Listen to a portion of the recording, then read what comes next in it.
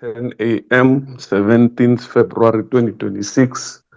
Welcome to the virtual meeting of the Select Committee. I know this is our first meeting since the year started. Some of you have met during the training of members. Others we met during the State of the Nation address. I personally hope that the meeting will not take long, taking into consideration that some amongst us are debating. I'm not sure whether it is today or tomorrow, but I do know that there are members of the committee that are debating. And if they are debating today, I would like us to afford them an opportunity to fine-tune, to go through their speech, maybe one last time before they take the podium. That's a big podium, that's a big platform, and that's a big stage. You want to bring your A game when you take on to that podium, and it is only fair that we give them ample time and the support that they need in order to be able to deliver to their maximum best. I know that myself, Honorable Sithole, as a committee whip, including the team led by Mr. Bauer, would have met and went through our committee term program, which will be presented a bit later today. And we have made some plans in terms of how we want to work this time around. And I want to remind members that the 10 minutes engagement one-on-one with the ministry will still be enforced as we move forward and see how far can we get into getting the executive accountable, because what we have picked up as one did his own analysis is that when we meet with the executive, all of us raise hands, all of us ask questions. When the responses come, they can summarize 3 or 4 responses in one, and we do not get the maximum output of the fact that we are meeting with the ministry. But when it's one-on-one and you have 10 minutes with the minister, it's how you use your 10 minutes to get to the bottom of issues that we would want to raise with the ministry. I'm sure very soon Mr. Bauer will indicate, will receive an invite if it has not been out. I've not been on my emails, inviting members of the committee to join other committees across the country. Will be hosted by the Gauteng legislature.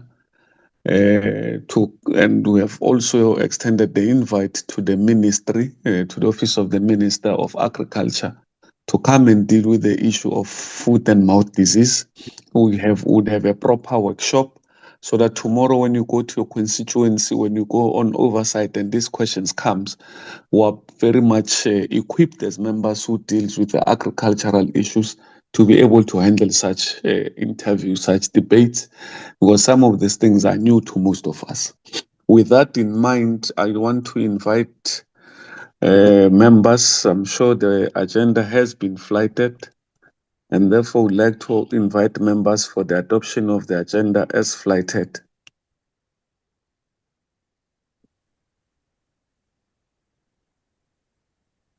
I hope I was not speaking alone all this time.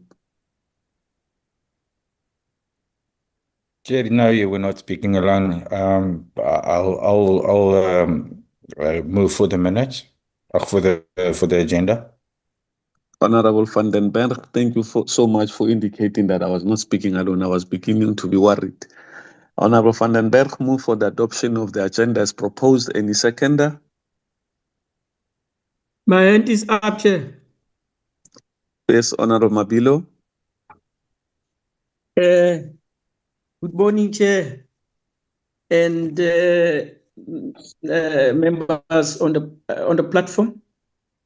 Greetings and felicitations. Chair, I think it is in order I formally rise to support the proposed adoption of the agenda. Thank you very much, Honorable Chairperson. Thank you. Is it not too early, Honorable Mabilo, to be wearing ties and nicely dressed up for a 2 o'clock sitting? I'll be very dirty by the time it's 2 o'clock. Okay, Chair. Okay. Honorable Mabilo seconds the proposal of Honorable Van den Berg that we adopt the agenda, and therefore the agenda is adopted. Mr. Bauer, do we have any formal apologies?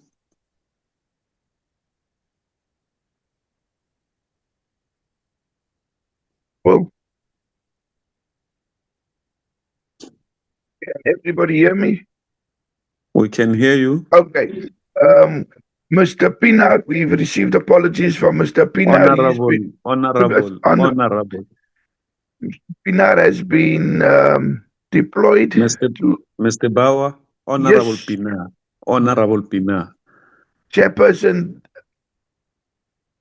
Okay, I'll discuss this with you later. Honorable Pinar has been deployed by his party in Limpopo. Honorable Nodada, he's got a doctor's appointment. Honorable Mukwena is no longer with the committee.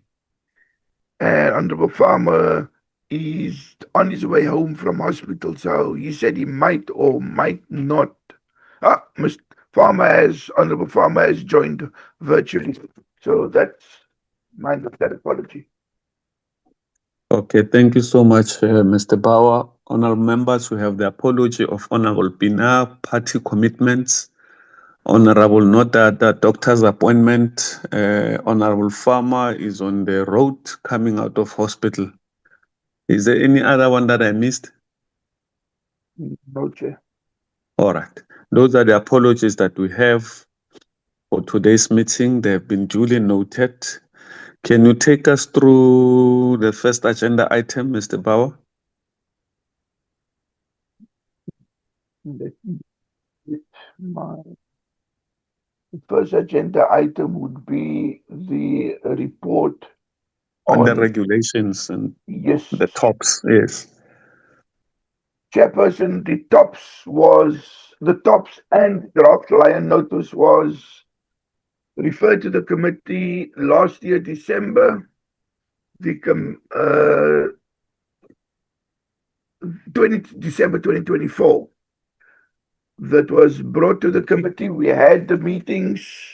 We had a workshop. The regulations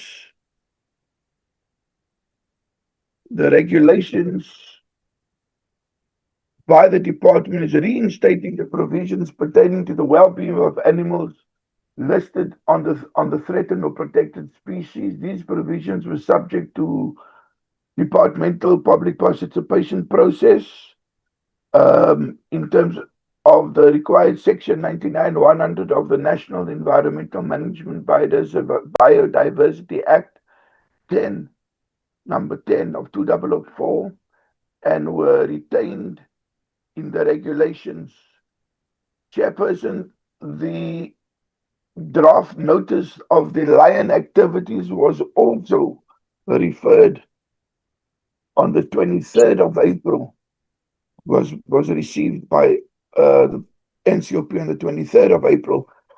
The draft notice of lions by the department seems to regulate I don't know how to put it, the farming of lions for captive breeding and hunting. The department somehow has started a process of regulating that industry. The committee had a workshop. we had our workshop. The workshop was held on the 25th, 26th of October. Some of the issues raised were with the department, was the public consultation process, was it sufficient? Was there a broad spectrum of stakeholders? How will the amended TOPS impact existing sanctuaries in KZN? What support will be provided to provincial reserves, community reserves in KZN? Enforcement methods in rural cross-border areas in KZN, how will they enforce? What will the role of KZN stakeholders, such as tourism operators, wildlife to operators, communities, play in the implementation and monitoring of the lion regulation? What measures will the DFFE implement to ensure implementation of the amended TOPS? Who is responsible for the TOPS regulations? These were the type of concerns and issues raised. The respective provinces at the workshop resolved to formally submit their reports, whether they accept or refuse. The following provinces, Free State, Gauteng, KZN, Limpopo, Mpumalanga, submitted the report stating that they agree with the subordinate legislation of TOPS and the draft line notice placed before Parliament. The province of KwaZulu-Natal further explained in their report how the proposed TOPS regulations would affect the province, and it is noted in the report on pages 6 and 7.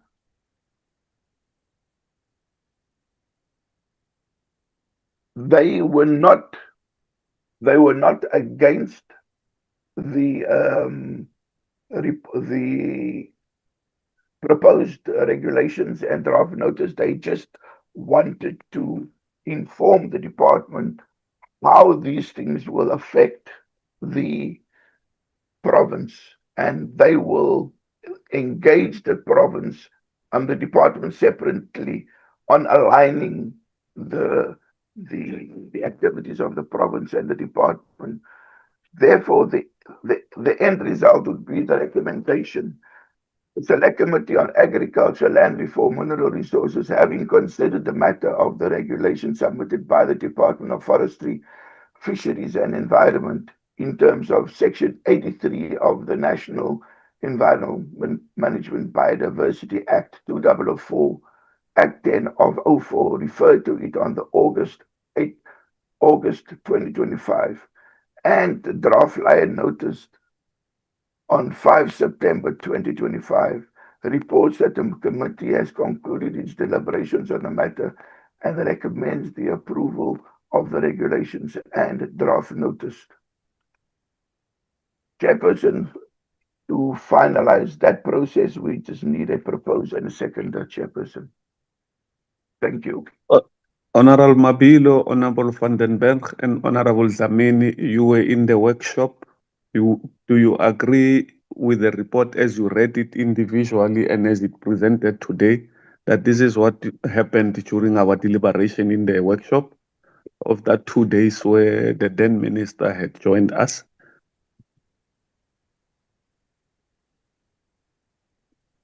Good morning, Chairperson. My hand is up.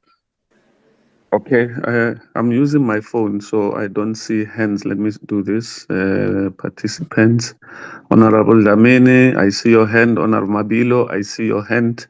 And of course, Honorable van den Berg, you will be the last because you were also there. Let's start with Honorable Dlamini, Honorable Mabilo, and Honorable van den Berg. Thank you very much, Honorable Chair. Good morning to your good self and honorable members and staff on the platform. Indeed, Honorable Chair, you are quite right and correct. I was one of the honorable members participated in that particular 2-day workshop, and all the processes that needed to be followed were followed, and all provinces were invited. Some provinces, most of the provinces were present. I think 1 or 2 provinces, if I recall, that were not present. Indeed, Chair, what is reported here, Chair, it is a true reflection of that 2-day workshop we have attended, Chair, and I therefore move for the adoption of this report as a true reflection of what transpired. Thank you very much, Honorable Chair. Thank you, Honorable Dlamini. Honorable Mabilo. No, thank Chair. I want to confirm that indeed I did attend the workshop as indicated, and the former minister, George Dwight, was present and actually dealt with a lot of issues. So I rise to concur, Chair, that the reflection pointed out in this report is actually the state of affairs. So I support the proposal made. Thank you, Chair. Thank you. Thank you, Honorable Mabilo. Honorable van den Berg. Thank you, Chair. Yes, I was also in the meeting and I will support the report. Thank you so much, Honorable van den Berg. Honorable members, the report is duly adopted as presented. Let's move to the next agenda item, Mr. Bauer. Chairperson, the next agenda item would be the Antarctic report by Mr. Jooste. Okay, what comes after the Antarctic report? That would be Mr. Jooste's feedback. Was supposed to be Mr. Jooste's feedback and then the adoption of the minutes. Where is the term program?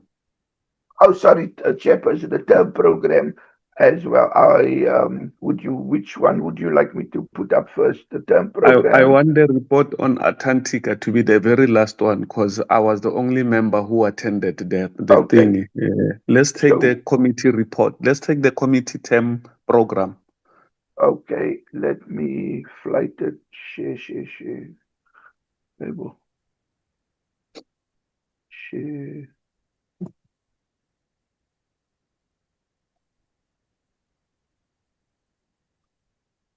And where are you? There's a laptop freeze. No, it's just that sometimes when we want to put stuff on and it doesn't appear on the shared folder. But let me just retry. Share again. Because it's open on my desk. There we go. Now it appears. There we go, Chairperson. Can everybody see the program? I believe we can, yes. Right. The NCOP members training, that was 10 to 11. State of the Nation, today's meeting was the 17th. Next week, Tuesday, would be the briefing by the Department of Energy, Electricity on the impact of non-payment of ESCOM services at municipal level, including details of the impact of Municipal Debt Relief Program and the ESCOM Debt Relief Act on improving ESCOM's financial sustainability. Then the next would be the workshop being hosted by, we co-hosting with Gauteng. That would be 28 Feb, 1st March. That would be Saturday and a Sunday. Then we have the NCOP strategic planning session, 3rd and 4th March. Then on the Tuesday, well, it would be an oversight to Madibeng to follow up on the commitment of relocation of communities affected by the manning activities. Because we are leaving in the week, so we swapped days around. We will give Tuesday to the system committee. We will leave Tuesday afternoon. So we'll arrive Tuesday. So depending on the program, we will be there Wednesday, Thursday, and leave Friday morning. Or if we conclude everything in one day, we leave Thursday morning. That is yet to be determined with the program. Then on this Tuesday, the 17th, and Wednesday, the 18th, this is a workshop that the Department of Forestry, Fisheries and Environment, we had long overdue with them, his attendance at the workshop, which will be in Kirstenbosch, which will give us a rundown of the department, its entities, and all their programs, especially the important programs which affects the committee and how we have planned going forward. That will be 17, 18. Tuesday, 24 March is a committee meeting, but it will be a review of the term and planning for the second term. And that brings us to the end of the term. Thank you, Chair. We can't plan for a second term as a committee. We must bring to a committee the draft second term program. We can't plan it in this meeting. Okay, meaning discussions of We'll activity. put a presentation on the second term program, not a planning. Yeah. And then we are requesting honorable members to confirm with your office latest next week, Monday, who is available for the Madiben trip to in the Northwest on the 10th to the 13th of March. The sooner we have names, the sooner we are able to work around the logistics arrangements so that we do not find ourselves in a quagmire and we ended up sleeping in places that members will not be comfortable with. And we know 95% of members have been complaining with the new service provider that is responsible for the bookings. So the sooner we do everything on our side, the better we get, the better service. Otherwise, we'll be sitting in some dodgy motel, and it will not be nice for some of the members. I know, I think 2 weeks back, I was invited in a meeting where the service provider was presenting, and the Speaker of Parliament was complaining about the logistics that were arranged for her somewhere around the Free State, and she was extremely unimpressed. Those who were in Brazil for the COP30 would know. And some of you would have experienced this or that technicality with your domestic flights from here to there and so on. So at least by next week, Monday, Mr. Bauer, when you go to sleep, you should have all the names of members that are available in writing that they confirm the availability. Or you can do a quick, on the WhatsApp group, there's this poll that says available or not available. So you allow it to run until Monday. Monday, when you go to bed, you close it, and those that have confirmed are the people that will be able to arrange logistics for. So that is the term program, honorable members, that you are bringing to your attention for noting, so that you are able to plan around those days of the committee and the commitments of the committee.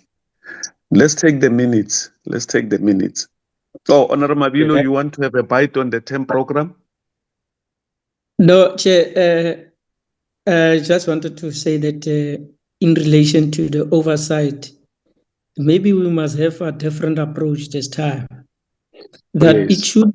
it should be important that all members of the select committee do attend select committees oversight. It must not be optional, except in exceptional cases of other commitments. But our primary task, Chair, in my view, is to perform oversight, especially in relation to our current oversight committee. So that would be my take. Secondly, Chair, I think in terms of comment before we go to the minutes, the first draft quota, I think it spells out our task clearly in relation to the first quota.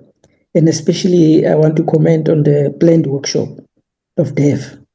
That is consistent with our previous recommendations that we need to know this big department with so many entities, with so many agencies, etc. So I think I would move that we support this program as indicated. But with regard to the 10 and 15 or 10, 13 March, the principle should remain that we must always attempt to be available, except in circumstances that are beyond our control. Thank you, Chair. Thank you, Chair. Thank you so much, Honorable Mabilo. Much as I want to agree with you. Oh, sorry, is there someone My hand else? is up. Yes, Chair. Okay, yes, My Madam. hand and Honorable Kova's hands are up. Thanks. Oh, thank you. So after you, it will be Honorable Vandenberg. Yes, Honorable Chair. Thank you, Honorable Chair. I would like to echo the same sentiments as the one of Honorable Mabilo in terms of our responsibility. However, Chair, everyone amongst us will be guided by his or her own conscience above our main task as honorable members. Chair, let me start by thanking you and the whip of the committee, so as the administration led by Mr. Bauer in compiling this proposed document of the program. to guide us to this first term and also prepare our minds for second term, Chair. I think the member of this committee has done very well. We are behind your proposed program. My only question, Chair, is with regard to the meeting of the 24th of February. Because if I recall very well, some of these committee members, including your good self, Chair, we have confirmed to attend an activity of tourism in Gauteng from the 23rd to 25th of February. So I'm not sure if this meeting of the 24th will really materialize. I will therefore propose that, if possible, Chair, let it be rescheduled to another date, except for the 24th of February, so that all of us as members, as honorable members, we are able to attend to that particular important meeting. Chair, thank you very much. Thank you, Honorable van den Berg. Thank you, Chair. Yes, my concerns also is regarding the calendar. Luckily, I have my provincial whip with me in the committee, because apart from Tuesday the 24th that Honorable Dlamini has mentioned, I believe, if I understand it correctly, by March the 10th, the 10th as well as the 11th, there's plenaries going on. And then it's also the workshop that has been planned. So, and that's we're talking 1, 2, 3, 4 plenaries. It looks like that we'll, as a committee, will have to miss. I think the same thing happens by Tuesday, the 17th of March. So we must perhaps just get clarity on whether they will work together or whether they are going to clash. Thank you. Thank you so much, honorable members, for the inputs. We'll go back to the team responsible for parliamentary programming, and then we'll see how we work together, infusing each other's work. Because much as we have the responsibility to be in plenary, we also have responsibility to do on oversight. And the 10 to the 13th March in Madibeng, it's an oversight on a commitment that was made by the minister, the then Minister of Human Settlement, to the provincial and local government of Northwest, including the mining house and the community involved, that they would be moved from where they are currently allocated to another area, so that the mining or the mining house can continue with its mining business without putting their lives at risk. Because apparently the mine needs to do what they call blasting. And as they do blasting, the dust that comes from the blasting affects the community in a very bad way. And some of the stones or rocks that are a consequence of the blast also affects the community and so on. So there was a commitment to relocate this community somewhere else. We're going to go there to check what is the problem. Why has this not been made possible?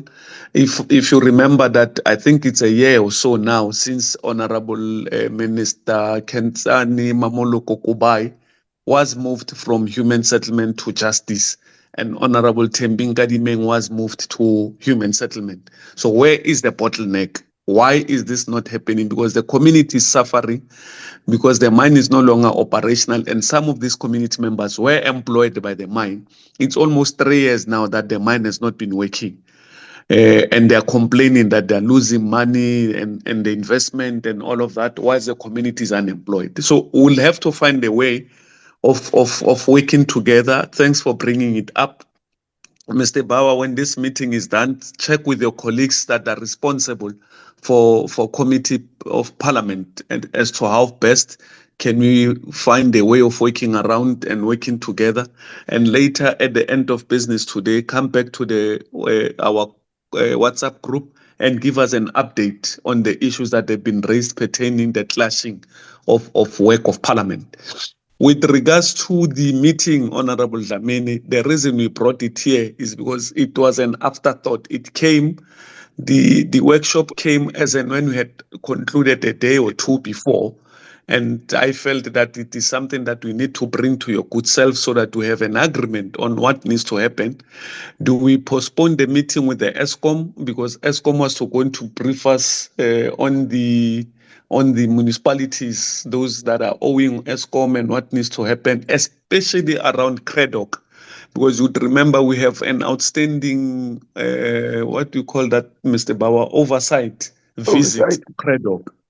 And we believe that CREDOC is a good case study. If we could go to CREDOC and crack it at CREDOC, we will be able to crack it in any other municipality. It will be just I don't know whether it's cut and paste, and I don't know whether in real life cut and paste work. But the belief from the research point of view is that if we are able to nail the CREDOC around the ESCOM and the municipalities and the monies owed, we can be able to replicate it in other municipalities. We'll check, Mr. Bauer, go check with ESCOM if they can accommodate us on any other day except for that Tuesday, because indeed it's true. There's a workshop that is being called by is it a workshop or a meeting by the tourism department, and we have confirmed our availability when the invite came through office of committee secretary, sanctioned by Honorable Sonja Boshoff, and we have made ourselves available. And it will be wrong because we share membership. So can you imagine when we're expected to be in a meeting of the tourism, and at the very same time we're expected to be in a meeting of land. So just work around it with ESCOM, and later on come back and tell us what is the thinking behind that. If it means we must find a day amongst ourselves virtually in the afternoon, we can always speak amongst ourselves and agree, and also give an opportunity to members whom the state of the province address are going to take place during those dates. I know the last one, I think it's with the Northern Cape on the 4th or the 5th of March. So let's just check that we do not inconvenience anyone. I know it's a big thing to attend the State of the Province address, as much as it's a big thing to attend the State of the Nation's address. So with that in mind, Mr. Bauer, please take those notes, go back and come back later today to give us a guide so that we are able to take a decision on what do we do with the ESCOM, what do we do with the Madibeng oversight versus the plenary. What will be dealt with in the plenary on that day? Can we join plenary virtually whilst we're in Madibeng?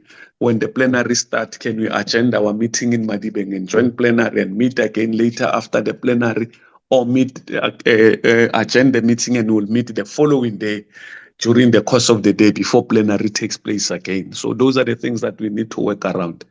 With that in mind, can we then take the minutes, Mr. Bauer?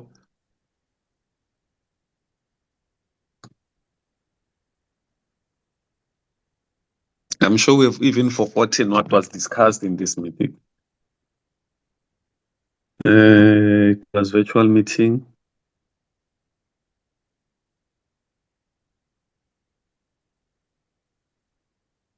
Oh, this is the meeting where we started, if members remember, this is when we started to experiment on the 10 minutes engagement on the day.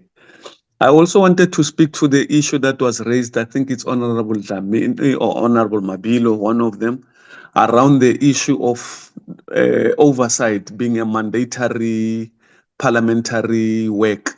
Much as I agree that it's mandatory, or it must be mandatory, that members attend to the oversight, we must also be mindful of the fact that some of these areas are extremely remote and they may pose a challenge to one or two of the members. An argument's sake, and I'm going to make an example with Honorable Farmer because I know you will not be angry.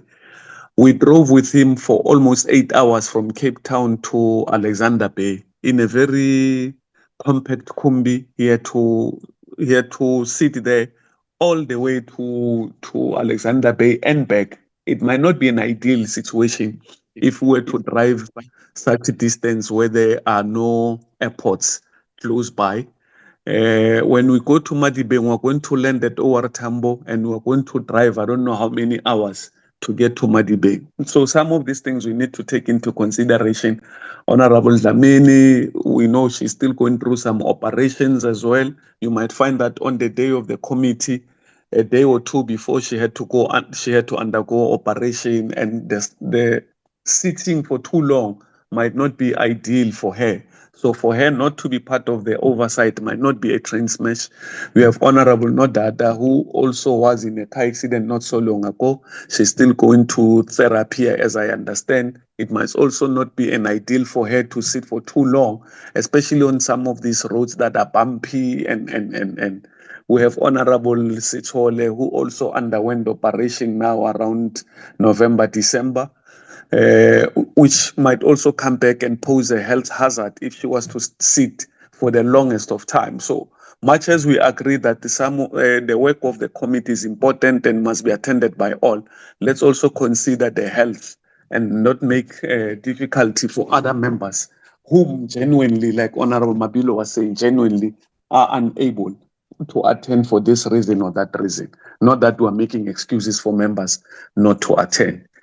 So this is the minutes of the meeting that we had virtually with Honorable Mantashe, the chairperson of the Alexco, what is that, Alexco or Alexco Mine?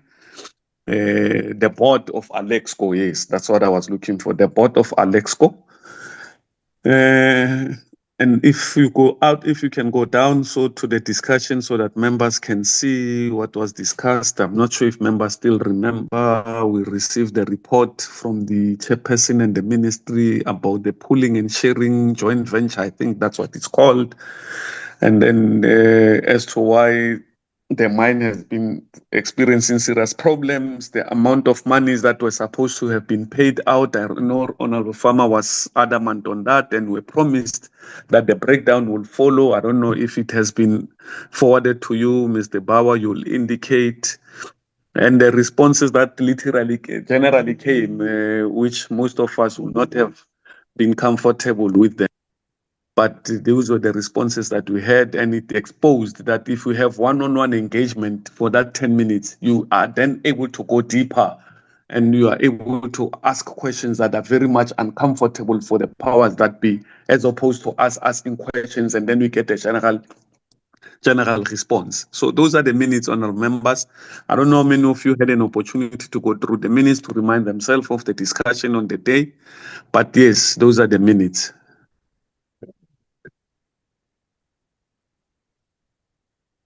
Member Dlamini, I see your hand. That's the only hand I see. Honorable Dlamini. Thank you, Honorable Chair. Indeed, one was part of that particular meeting, and I was able to go through the minutes. They are true reflection of what transpired on that particular day, except for the matters arising that you have already indicated. If Mr. Bauer has some response, can respond to. Otherwise, we'll have to make a follow-up, Honorable Chair. Otherwise, I'll move for the adoption of this set of minutes. Thank you. Thank you, Honorable Dlamini. Honorable Mabilo. No, thanks, Chair. Indeed, it's quite a period lapse between today and the last engagement. I think the minutes are reflecting what was engaged on, and I support the proposal that we adopt the minutes. And we have touched some of the matters arising that some of us were going to reflect, but you have covered us on that. So I support the proposal for the adoption of the minutes. Thank you, Chair. Thank you, Honorable Mabilo. Honorable members, the minutes have been adopted with those matters that are supposed to be arising. So we'll check with Mr. Bauer if there has been any formal communication with regards to the outstanding issues that were promised in the meeting. Do you have any information?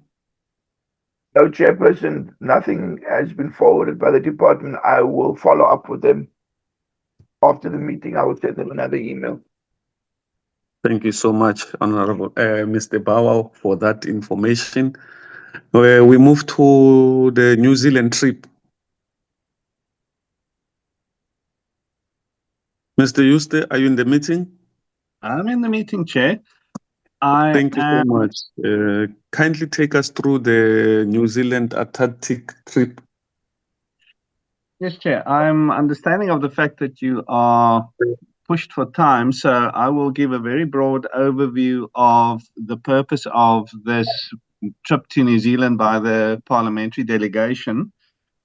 The Antarctic Assembly, for members that maybe have not had a chance to look at the report, is a group of signatory countries, countries that have signed the Antarctic Treaty and associated documents referred to as the Antarctic Treaty System. These countries have been coming together every second year since 2019 to discuss emerging issues related to the management of Antarctica and Antarctic territorial waters. Now, South Africa is the only signatory country of the treaty system in Africa, mostly because of the requirement for any country that wants to sign the treaty, the country must commit to setting up a research facility on Antarctica. So the research capacity of countries to be able to have a presence in Antarctica is a prerequisite for the signing of the treaty. And as a result, only South Africa on the African continent is a signatory country. And there are a number of other countries across the world that are signatories. There are many research facilities in Antarctica. But what is becoming more and more noticeable regarding the management of Antarctica based on the treaty is that the traditional system of management by agreement, as no country owns any territorial waters in Antarctica, all decisions are taken on consensus. Everything is done in a process of deliberation and agreement. And as more and more countries are becoming involved in Antarctic issues, and as more and more countries are starting to push their own interests harder, there are breakdowns in some of the goals of the Antarctic Treaty as countries fail to reach agreement on certain key aspects. Now, traditionally, the Antarctic Treaty System ensured that there is no military buildup in Antarctica or in Antarctic waters, so there is zero military presence allowed. There is no mining or exploration for mineral resources allowed inside the Antarctic waters or on Antarctica, and any human activity is heavily regulated to make impact as limited as possible. Now, some of the disagreement that is busy developing between countries is around human activity, but not as much in terms of mining, but in terms of fishing. And also, of late, there has been a massive increase in tourism interest in Antarctica. And because the treaty system has not really been set up in a time of tourist interest, the treaty is very weak on dealing with tourism explicitly. The treaty is almost 60 years old, and tourism to Antarctica is a relatively modern phenomenon. So this event, the 2025 Antarctic Assembly that was held in New Zealand, had a focus in terms of two main themes. It was a 2-day event and it focused on two main themes: protecting Antarctica and how parliamentarians of signatory countries can support Antarctica. And there were quite a few formal discussions around concepts that was quite important to member countries present. Obviously, not everything was totally agreed upon, but in the main, the issues of severe climate impact and the research that was busy going on in Antarctica was quite a extensively focused on theme. The countries were in a consensus that the science that is coming out of Antarctica is very valuable in terms of understanding the world's climate.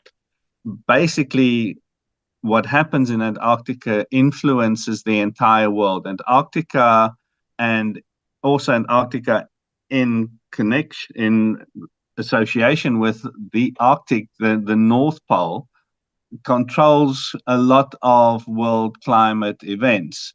And as changes are being observed in Antarctic patterns of ice and ocean temperatures and land coverage, those changes influences world climate, but it's very poorly discussed in parliaments or in countries. And one of the big themes that had emerged from the Antarctic Assembly was that there's a definite need for parliamentarians to play a greater role in supporting the Antarctic cause through becoming ambassadors for the work that is being done by treaty countries in Antarctica, and to generate broader public knowledge of the information coming out of Antarctica. Very often when climate change is being discussed, it's being discussed in very abstract terms of a percentage temperature increase in the world, or amount of millimeters that the sea level could rise, or the amount that a glacier might melt somewhere in the Alps. But it is not brought into a country's discussion to the point where it is explained to people how changes that are happening right now in Antarctica affects the day-to-day climate, the rainfall patterns, the temperatures in a country, how it affects South African fisheries, how it will affect South African agriculture. So the agreement, one of the agreements that was reached was definitely that there's a greater need for parliamentarians to become custodians of the information and to play a greater role in awareness-making campaigns in order to make people understand that what's being observed now, although they are considered extreme climate events, has links to changes being observed in Antarctica. Secondly, in terms of tourism, what the Assembly had discussed was that Antarctica is experiencing significant changes. There are many changes that are driven by climate shift. There are areas of Antarctica that has melted to the point where it is actually greening. Plants are becoming established.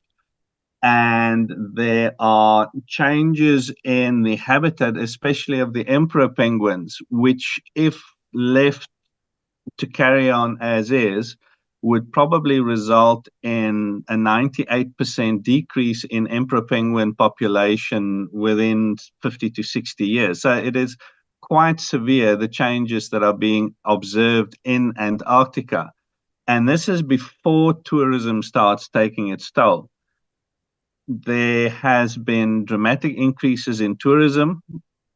Tourism takes the form of direct plane flights out of countries such as New Zealand, South Africa, and countries in South America, such as Chile and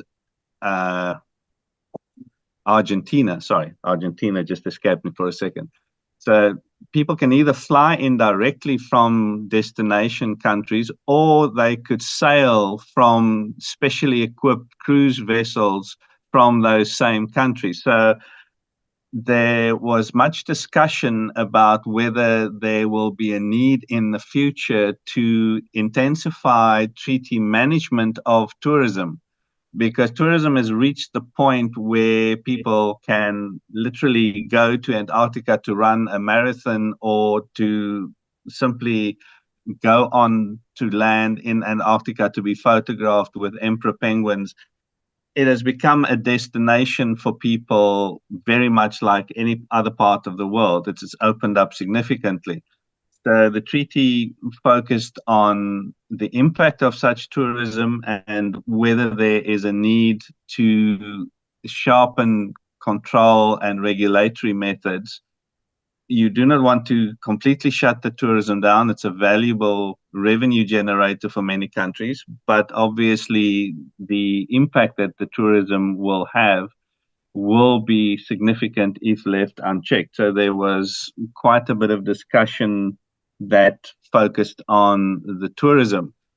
Now, from a South African perspective, what the report is highlighting is that the committee chairperson, Honorable Modise, had committed to becoming part of a working group that is going to set itself the task of formalizing the assembly, the Antarctic Assembly, in terms of getting the structure itself recognized internationally in the same way that the Arctic Assembly, which is the sister group that is focused on the North Pole, has had itself internationally recognized. The Antarctic Assembly has not got any formal recognition. So it is a grouping of parliamentarians that come together to discuss matters, but it is not a formally recognized structure. And therefore, one of the key timelines and key agreements that came out of the Antarctic Assembly of 2025 was that South Africa would set itself the task of ensuring that domestically and then also in terms of SADC and EU structures, that more African countries are brought on board and that a formal structure is recognized in terms of the country's participation in the Antarctic Assembly, but also that this formal structure will start working together with the Arctic Assembly equivalents, so that there would be almost a north-south working group developed to share information, to share knowledge, and also to share research outcomes, because the two groups can support each other and can learn from each other. So that formalization work will start this year. It is something that would start immediately, as well as preparation for the next assembly, which would probably happen around 2 years from 2025. So 2027 potentially would be the next assembly. Madaska, if you can maybe just scroll down to the very last page of the report, I would just like to highlight the final agreement 4.2, I think, that came out of the assembly. There we go. If you can just go to 4.2. So just as a broad overview of what had flowed from this assembly, just to wrap everything up, it was chaired by New Zealand. So the chairperson was a Mr. Andrew Bailey. And in broad terms, those 5 agreements is what had flowed from this assembly that was attended by the SC and the PC chairpersons. First is environmental protection. So the delegates reaffirmed that Antarctica must remain a natural reserve devoted to peace and science. And so the commitment remains to keep all military and mining and prospecting presence out of Antarctica for the foreseeable future. In terms of climate urgency, the discussions highlighted the divergence between scientific findings and the world's economic response, specifically regarding ice mass loss and sea level rise. And the committee would build this into its focus area on the Paris Agreement. What is seen worldwide is that countries economically are starting to step away from low carbon alternatives, partly because of country leaders moving away from climate change focus, rather focusing on the resources that are abundant to them, which is typically oil and gas, especially the United States. But many other countries are also economically not adhering to Paris Agreement commitments. So there would be a focus in the committee as well in terms of Paris Agreement commitments of the country and the region, and how important this is in terms of what's being observed in Antarctica. In terms of tourism management, the findings noted the necessity of managing increasing commercial pressures in tourism, with the environmental importance of Antarctica being of foremost importance. So nobody in the assembly had the opinion that tourism has to be halted or reduced, but it was definitely a concern that is going to be managed moving forward. The fourth point was phrased as myth busting, where there was a feeling that there's a need to combat false narratives, such as the incorrect claim that the Antarctic Treaty or its environmental protocol will expire in 2048. There is a number of underlying pressures on Antarctic Treaty nations, one of which is the fact that there is the opportunity to reconvene in 2048 and discuss treaty conditions, but it is not a case of the treaty lapsing in 2048. It is a case of countries being able to discuss the contents of the treaty again in 2048. And then the last agreement that was highlighted was geopolitical stability. And the Assembly found that despite shifts in the geopolitical landscape, the Antarctic Treaty System remains the most robust framework for governance. So the positive of this, even though the United States and Russia did not attend this assembly, there were definite divisions in opinion. There were inputs that contradicted each other, but there is consensus that the treaty system as it is will remain in place and is supported by all the countries.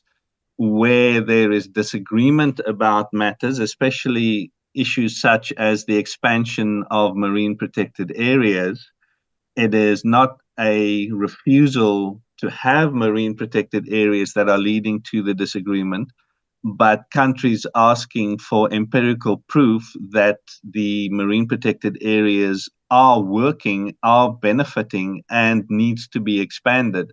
So it is a fact for a lot of the countries that were in the assembly that the treaty system is working and is desirable and will result in disagreements at time, but that countries such as South Africa, that has been a part of the treaty since decades before now, should remain committed to the treaty and to the assembly, and to work together with other countries in the region and globally to ensure that the scientific findings and the conservation efforts that flow from this treaty persist and is published more widely and discussed more widely.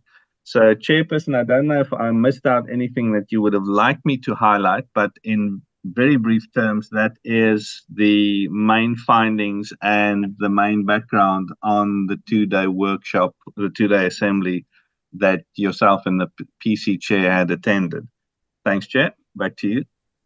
Thank you so much, Mr. Juste. Honorable members, that's in the main the reason we were in New Zealand. I don't want to add anything, nor do I want to subtract anything. That's basically why we're in New Zealand. I don't know the procedure because I was the only one there. Whether we adopt the report, but if we were to adopt it, I will tell you that it's a true reflection of why we're in New Zealand and the discussion that took place. So, Mr. Bauer, advise what's the procedure now that the report has been tabled?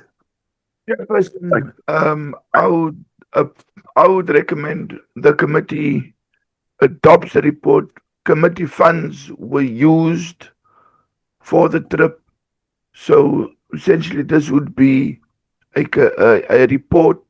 You are reporting back to the committee.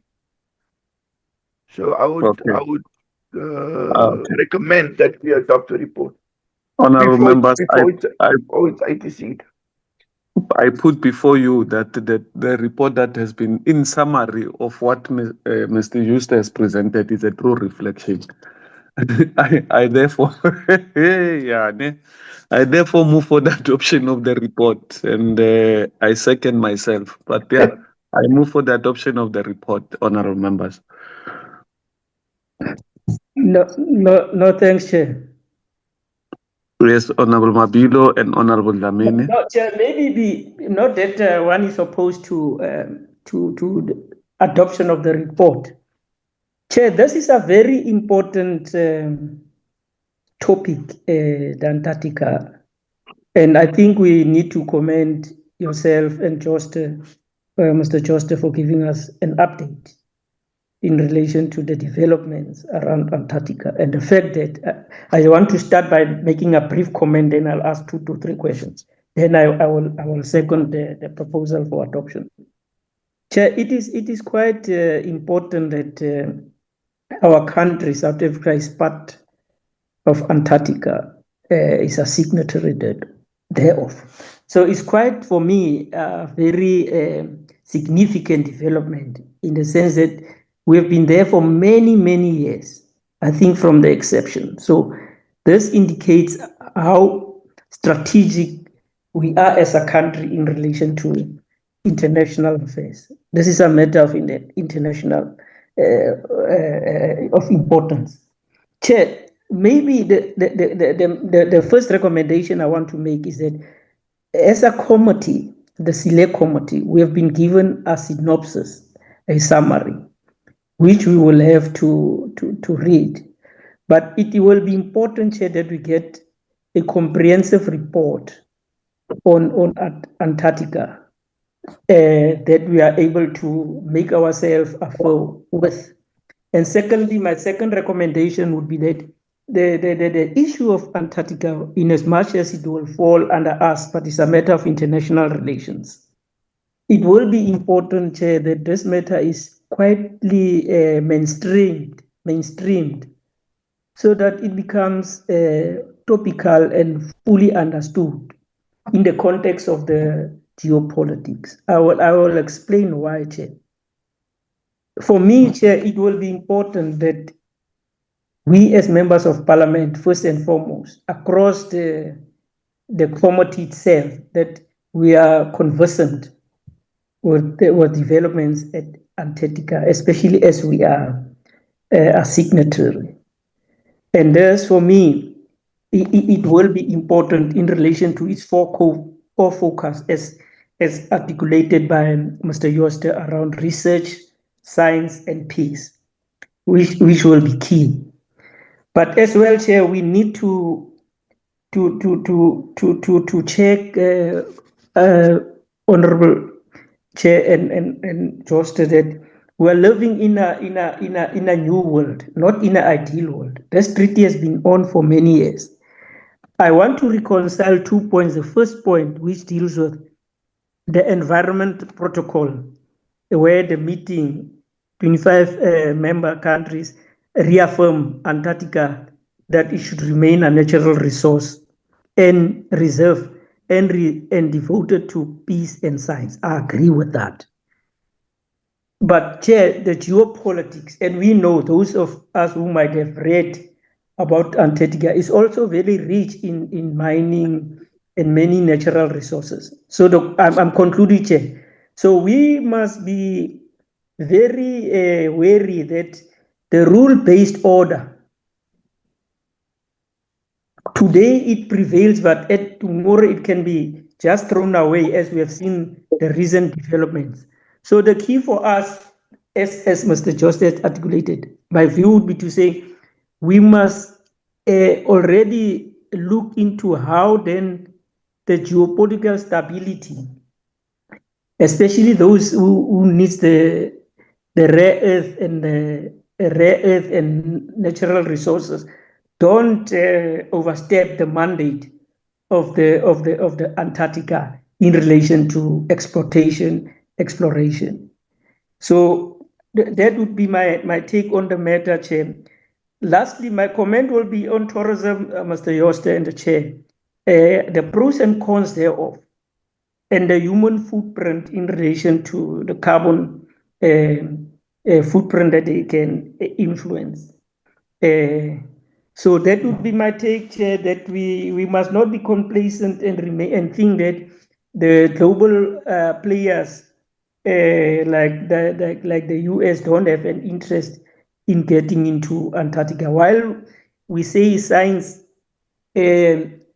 students whom we can send to go and study in Antarctica, are there such programs currently taking place in terms of research around climate change and environment? I'm talking about young scientists who are being utilized. Are there such opportunities to go and do some research? I just want to know if you are not in a position to respond. Well and good, but I think I welcome there's a report, at least with the caution that is there. We know the glacier is melting, etc., etc. So that would be my comment and questions around the Antarctica. But this is a very important topic that we should never take for granted. Thank you, Chair, for the opportunity. Thank you. Thank you, Ms. Honorable Mabilo. Honorable Dlamini. Thank you. Sorry, before that, Chair, I said in conclusion, I second the proposal that you adopt the report. Thank you, Chair. Thank you. Thank you, Honorable Dlamini. Thank you, Honorable Chair. I would also like to welcome the report with the understanding that not all the time, as committee members or as members of parliament, will be afforded an opportunity to represent our country in numbers. And I believe, Chair, that if that opportunity were presented before you as the chair of the committee, you will definitely add other members. But we know that when coming to international trips, our country is very strict in terms of numbers.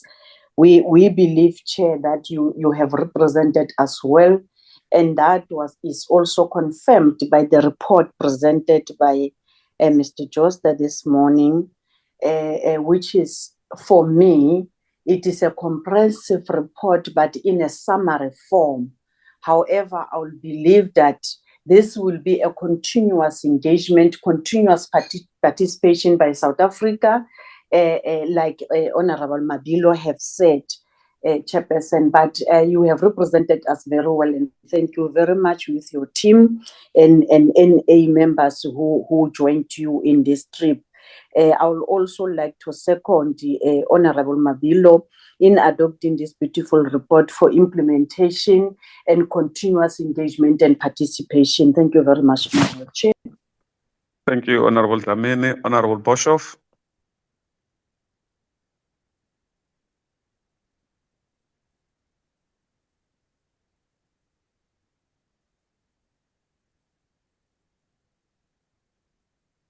Honorable Boshoff, maybe if you are unmute, please.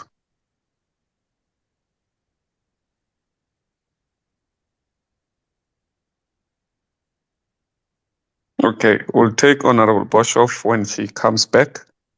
Thank you for the adoption of the report. Mr.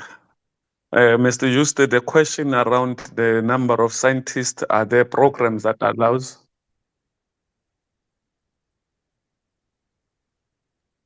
Mr. Juste?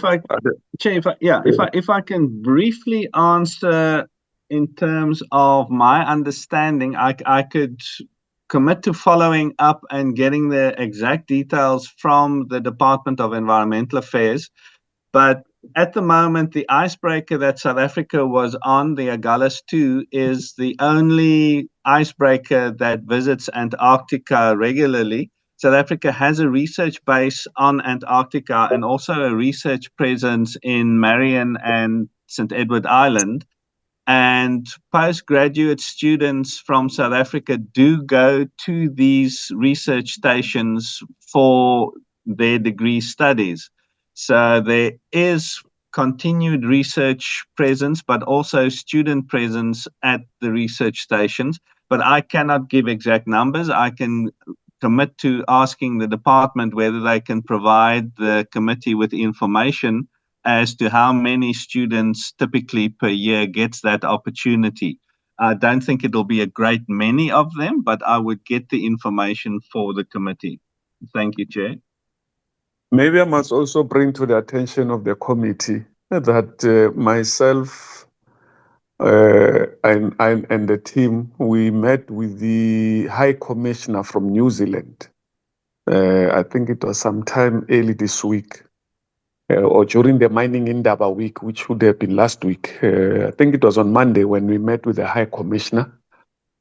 No, it was the day before. I can't remember. But we met with the High Commissioner. He also wanted to make a follow-up on our experience when we were in New Zealand and what we think could be collaboration between his office as a High Commissioner and us as a select committee. And if there are programs that we think we can embark on. And one of the things that were discussed that we still need to work around it is the committee's visit to Antarctica. The whole committee, those who are available, will work around the schedule as to which period or which quarter will it be ideal for all of us to go there. I'm told that it's extremely cold there. Those who were in the vessel, the Miriam Makeba vessel from Durban to Cape Town, you would remember some of the videos that were shown where people were wearing so many things, so heavy things because of the coldness, the ice, the snow, and all of that. So we would be having that trip, Honorable Dlamini, to go and have a feel of what is this Antarctica all about. What is it that they really do there? How is that important to the world? As Mr. Juste was indicating, that the work of Antarctica affects the whole world in terms of the climate issues. So that when we do what Honorable Mabilo is saying, that we become advocates of this program, we understand fully what is it that we're talking about. We don't just talk about it because we read it somewhere, but we had a feel of what is this all about. So as soon as we have been able to clear diaries, we have been able to clear the clashes. If needs be, we might even say, recommend to the High Commissioner that we probably go there during is it the recess period? What do you call that period where we go to constituency week or constituency period? We'll just, between ourselves, the Parliament and the High Commissioner's office, agree on the best one, whether it's during the recess period or is it during the committee oversight. I can't remember what they call it, that period where we're back to our provinces and we're expected to do work. Like now, I know now, I think around March or so, just before the Easter holidays, we're expected to be back in our own provinces to do work there. Constituency period, that's what I'm looking for. During the constituency period, will it be an ideal time to take the committee? Mr. Juste and the High Commissioner were even in agreement that maybe it's best that we fly. I think we fly straight to Denmark and then we go to the thingy because it's much closer or something. One of the European countries, we can fly into that country and then go there and then come back and come home. So we'll work around it and then we'll come back to you and inform you. Whilst on the issue of meetings, we also met with the president and the CEO of the Mineral Council of South Africa. They wanted to meet and introduce the president because apparently he's been dying to meet us. And we also agreed that we'll have a session where the committee is there because there are a number of issues that involves mining houses that we think the Mineral Council can also come in and assist, especially with their member mining houses. One point in case will be the one in Mpumalanga where we invited them to Parliament and then we went to them and then they sent us a report saying that after everything has been said and done, it was a waste of time that we did, waste of resources and waste of parliamentary and taxpayers' money. because they don't recognize the community that had been writing to Parliament and the reason we went there. We asked them to meet with that mining house, to meet with the new CEO, which they made it clear that is a very reasonable individual. They will meet with him and they'll come back to us so that we find an amicable way of resolving the issue of Tungela and Bahlakwana Bamazimnyam. So that we do not, because if you remember the report that was presented before Parliament towards the end of 2025, there's a there's a point where we stress that Parliament must allow, and Parliament agreed with our proposal that we must take a very harsh decision around Tugela so that we teach them and any other mining house a lesson that they don't take Parliament for granted. So we're just waiting for because I know last week it was a mining Indaba and it was up and down, and this week was State of the Nation, or last week also was a State of the Nation, this week is debate. Probably starting from next week, we'll then go back to the Mineral Council and check how far they've gone in speaking to Tungela and how best do they think we can be able to resolve this thing amicably. We also have the outstanding program that, if members still remember, between Mineral Council and us as a committee in terms of the mining cost. There's a cost that they were prepared to pay for us to, as a committee, to undertake with the University of Pretoria. We're arranging that they come this side as opposed to us having to fly all the way to Pretoria for a course. They can come to this side, probably use the facility of University of Cape Town, or the University of the Western Cape, or Cape Peninsula, one of the institutions around, that we undertake that course that will assist members in understanding the mine and the mining activity and the business behind the mining, especially those who come from provinces that have mines, but you don't have a provincial MEC responsible for mines. You don't have a provincial MEC responsible for South African Police Services, nor do you have an MEC responsible for South African National Defence Force. So as and when there's a problem in a particular, let's take Northwest as an example. There were people who were trapped in a mine somewhere around Klerksdorp, Potchefstroom, or between there. And you have a Minister of Mineral Resource that must then make comments about what is happening there. You have a Minister of Defense that must speak about what's happening there. You have a Minister of Police. But the provincial government and local government are the ones that are affected. But they can't speak because this is not part and parcel of their responsibilities in terms of search and rescue and responsible for mines and so on. So there's so much that we think that cause could come in hand and assist us, so that when we take issues of mining, we're able to take issues of mining head on, as much as we're trying our best, that we understand the issues of Department of Forestry, Fisheries and Environment.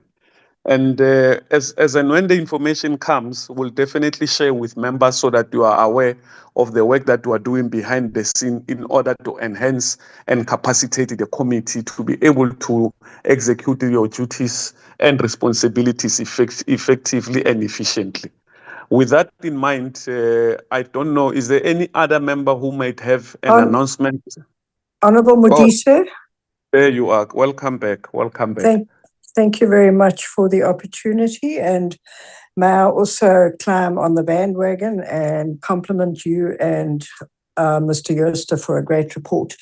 What I would like to see is that this report is also shared with our portfolio committee on tourism and my select committee, so that we, from the tourism side, can see the pros and cons of the impact of tourism, because we know there are pros and we know there are cons, even though the main objective remains with the environment, etc., etc.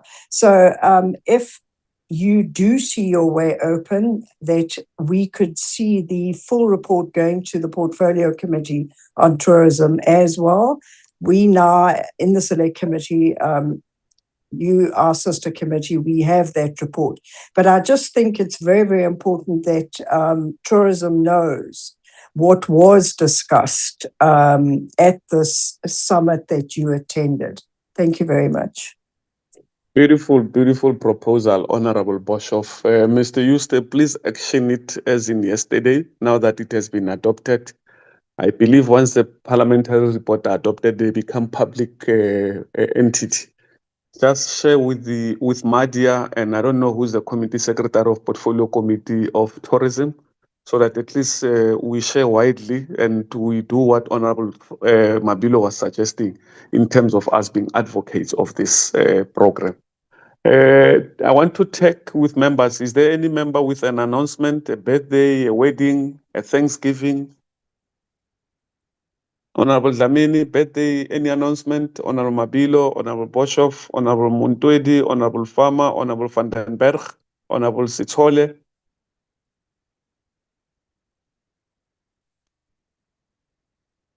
None. Okay. So there's nothing that is happening in the committee. Mr. Bauer, do you have any announcement that you want to share with honorable members?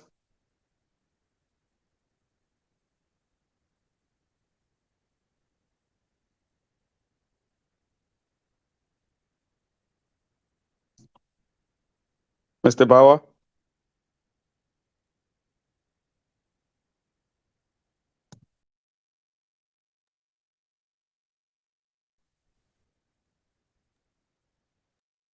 Hello. Mr. Bauer? Can you hear me now, Chair? Yes. Sorry, yeah, electronics. I've got no announcements, Chair. I will just put it on the group which members will be going to the workshop and the oversight. I'll do that later in the day. All right. So there are no announcements. I hope members heard when I was asking for announcement. I take there are no announcements. If that is the case, let me take this opportunity once more to wish all of you who are going to debate either today or tomorrow the best of luck. Remember, don't allow anyone to distract you. That's a big stage. Always maintain your energy levels and focus on your script. Don't go too much off script. You might not be able to remember which paragraph you were reading. We are going to root for you. We have your back, and we believe and trust that you will deliver. With those words, the meeting is then adjourned until further notice. Thank you so much. Thank you, Chair.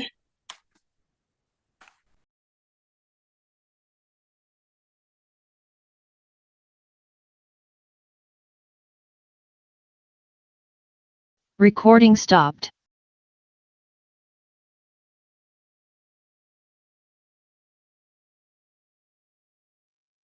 Good meeting. Thank you, Chair, especially around Antarctica. Thank you, Chair. Good luck. Thank you.